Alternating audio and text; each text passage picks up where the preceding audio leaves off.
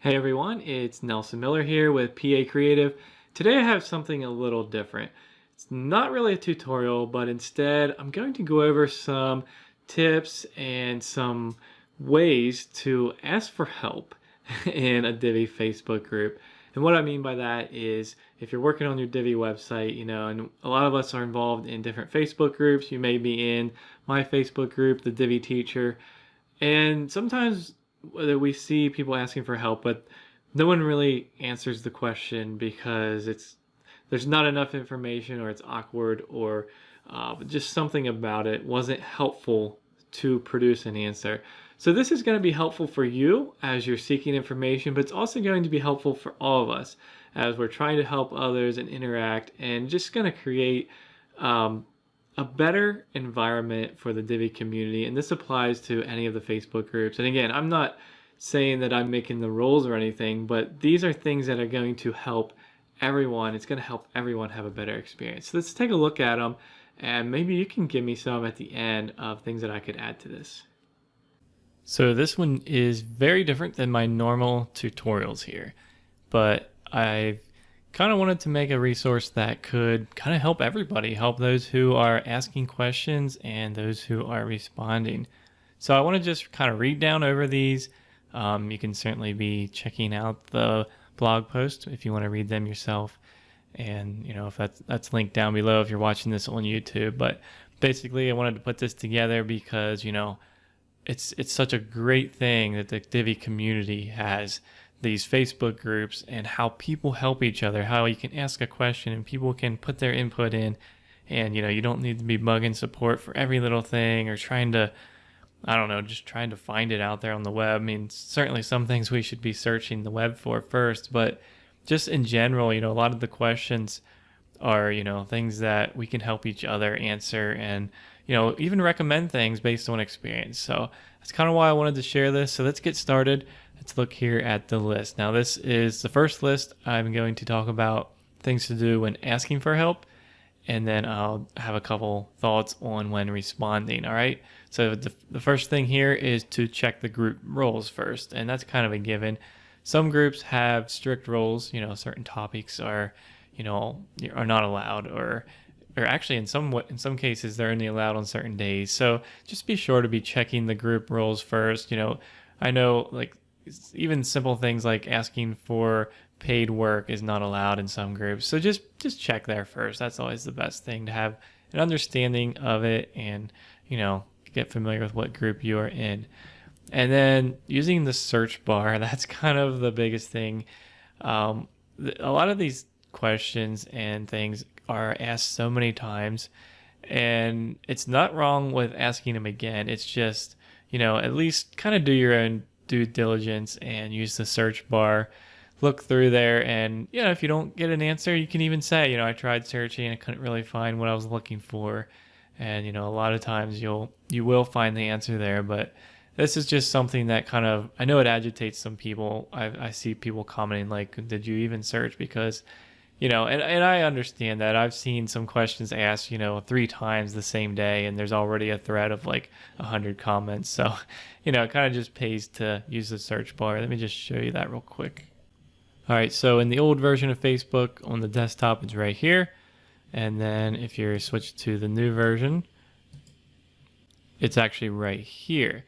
So up here is search Facebook, and then over here is search the group. So if I come in here and, I guess this is kind of a simple example, but if I say Divi like that, and it actually will bring up some filter options. So over here, like post you've seen, most recent, posted by, location, date, and all that stuff. So you can kind of filter it down, and that's how you use that. And on a smartphone, it's very simple. The search bar, once you enter the actual group, it changes. The search bar changes to be searching that group. All right, number 3, be as concise as possible. Since a lot of us are helping, we're volunteering, it's important to be respectful of others' time. So if you're explaining a problem and it's, if it's 16 paragraphs long, it's probably too long. Consider that, people may not have time to be, scrolling through their feed and reading up on a book just to get an idea of what the problem is. And sometimes you have to, provide a couple of paragraphs of info, but If you have to do that, just be very specific and kind of follow some of these other tips that I'm giving you, and just try to find that balance between enough information and context, but also keeping it shorter so that people actually take the time to stop and look. And then number 4, I have to list the steps that you took. Sometimes I'll see a post like, "Oh, this isn't working," and the first thing that I'm going to say, well, did you clear your cache? That's it's kind of the simplest thing. Like, what have you done? Have you just installed a plugin? Have you just updated Divi?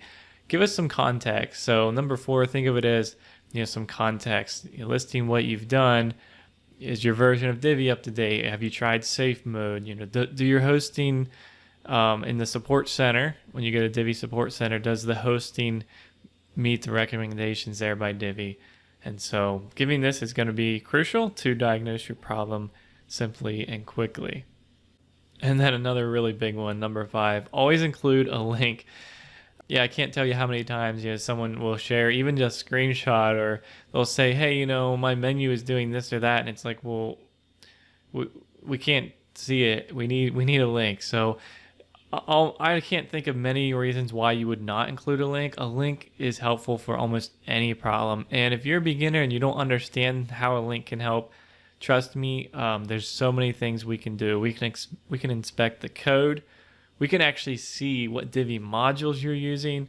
We can actually check what hosting you're using. We can check your page speed. There's just a ton of things. We can check for errors in the console, and it's just all these things we can do when we have a link. So it's extremely important to always include a link. And if you have a staging site or you're working locally, we may not be able to help you. That's kind of as simple as it can be there. If you don't have a link, sometimes we're gonna have to get creative and give as much information as you can to help without us seeing the link. And then, like I said, number 6 there, screenshot. Sometimes a screenshot is not helpful if you don't have the link, but if you have the link and you want us to quickly find the right section you're talking about, a screenshot is a great thing to include. Plus it gives you that, when you're scrolling down through the group, it just stands out. I think it might even help the algorithm. But if you have to make a drawing, a lot of the computers have a snippet tool where you can draw on a screenshot. I used Nimbus, a Chrome extension. You could try something like that. There's lots of ways you can do it, and like I say here, if you need to, just sketch it out on paper and take a photo of it and upload that if it comes down to that. So an illustration can really go a long way.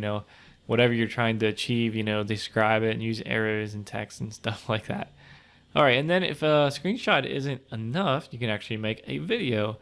And I actually end up telling a lot of my support requests for my products, can you make a video of this, because it just doesn't make sense. I can't see what's happening in the builder. The other option is obviously a login, which you should not be sharing in a Facebook group at all. So a video is kind of the next best thing to that. And you can use Loom. You can make a video with Loom very easily. Here's my link. And I have that over in our documentation. But like I said, it's linked there. It's on YouTube. How to make a video with Loom. And that's going to be helpful because it stores it for free. And all you got to do is share the link. So you don't have to worry about uploading it and downloading it and all that stuff. All right, and number 8, I just say be nice and not demanding. And I guess this goes without saying, if you're asking for help, you got to be nice.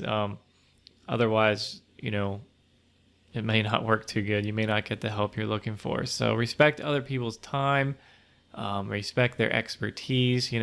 People are taking time out from paid work to help and come into these groups and be part of the community. So no one's getting paid to help, and everyone's just offering their time, and that's what makes the community so great. So just be nice about it whenever you're asking.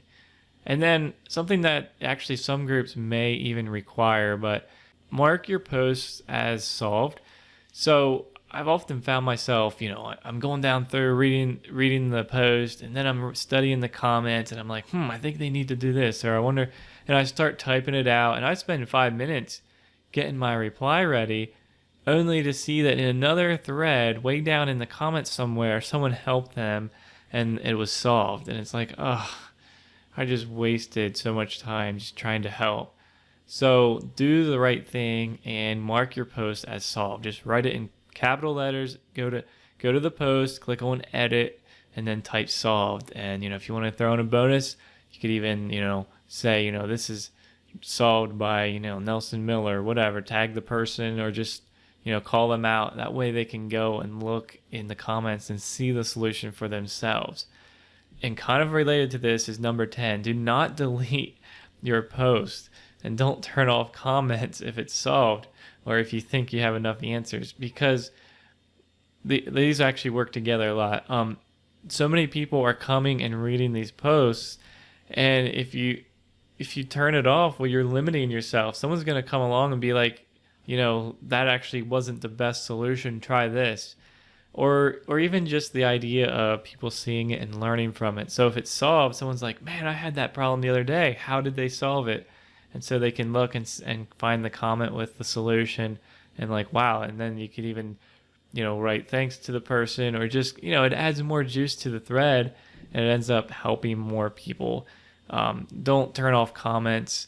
Let that up to the admins. If an admin feels it's necessary for whatever reason, let that up to them. And, again, having the post there is going to help others and help the community. So that's all I could think of. If you have more ideas here, let me know. I just wanted to point out that a lot of the questions that come up in Facebook groups, a lot of them can be solved with this link right here. And I could go as far as to say all of them, but that would only be, accurate enough. I'm talking about problems, things that, Divi's not working, this and that, something's not working, rather than like asking for, ideas and solutions and plugins and whatever. But this post right here, how to fix issues and problems with Divi, it talks about pretty much everything: clearing your cache, enabling safe mode in Divi, updating your PHP, upgrading to better hosting, here's our affiliate links to hosting that actually works. Your system status, those should all be green. There's no excuse for them not being green. If your host doesn't have them green, or if you don't have an SSL certificate, switch hosts. That's as simple as I can say it. Use the rollback feature if you need to, and contact support. And here's some more tips on how to contact support and some things to avoid.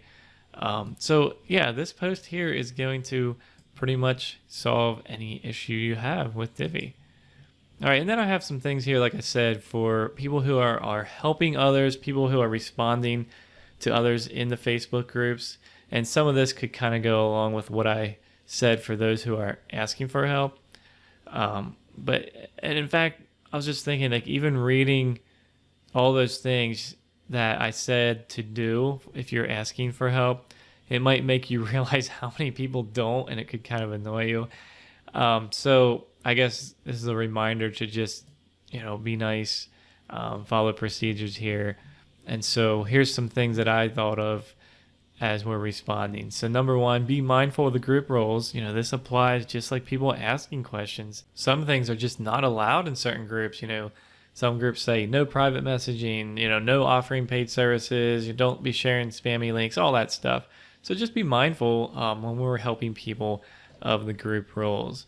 And number 2, I just say remember what it was like. And this, sometimes we have to remind ourselves. If you've been using Divi for any length of time, and some of these questions that people ask can almost be funny. And, we don't mean that in any bad way. It's just like, wow, that's so simple. But, just try to remember back how it was when you were first starting. In fact, think of a new software product that you've got recently and you just had no idea how to use it. And, kind of just put yourself in their shoes, I guess. And I guess another point is, many people are not professional web designers. They're just trying to build their blog or build their store or their church website or whatever. So you have to keep that in mind too. They're not doing it every day. Like, I'm in Divi every single day of my life. And so I have to remember that, people are not like that. So, and they might be new to the group and whatever. So they may need gently reminded of some of the things in the first section here. Number 3, I just say people are watching. I'm watching. I have built friendships and partnerships with people in the Facebook groups by finding them in the Facebook groups and just watching how they interact. Do they help people a lot? What kind of answers are they giving? Oh, I can kind of see what they're skilled at. And, just be helpful, be kind, and people are going to notice. And if there is an issue, number 4 here, don't try to play admin. And this is tempting sometimes, but just report it. I'm an admin of my site, and I wouldn't want, I wouldn't want there to be this big argument or something going on without me knowing it. Something that's rude or illegal or unethical even, report it. We as admins, we want to know, and we can kind of take the appropriate action. So, yeah. Be encouraging and helpful. Number 5, sometimes it's pretty clear that the person's struggling to accomplish something, even simple things, and a nice word of encouragement can go a long way. Say, you'll get this, or it'll, it's a learning curve, but just keep going, and you'll, one thing at a time, you'll get it. So be helpful, be nice, make friends, build the community together. And I've actually paraphrased the words of Jesus here in Luke 6:38. Give to others, you will find yourself receiving back in full. Not merely giving back, but giving back with bonus and blessing. The amount you give will determine the amount you get back.